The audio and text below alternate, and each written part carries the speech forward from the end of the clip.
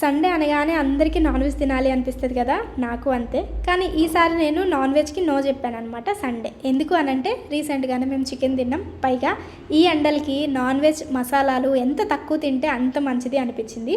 అందుకే ఒక మంచి healthy and comfort food prepare చేసుకున్నాము. ఏంటి అంటే రసం, పప్పు, పొన్నగంటాకు ఫ్రై, ఇంకా ఆమ్లెట్ అనమాట. రసంతో పాటు పప్పు తినడం ఎంతమందికి ఇష్టమో కమెంట్ చేసి చెప్పేసేయండి. ఇంకా లంచ్ తినేసిన తర్వాత ఏదో ఒక స్వీట్ తినాలనిపిస్తుంది కదా. ఇంకా నేనైతే మంచిగా గుమ్మడికాయ హల్వా చేశాను.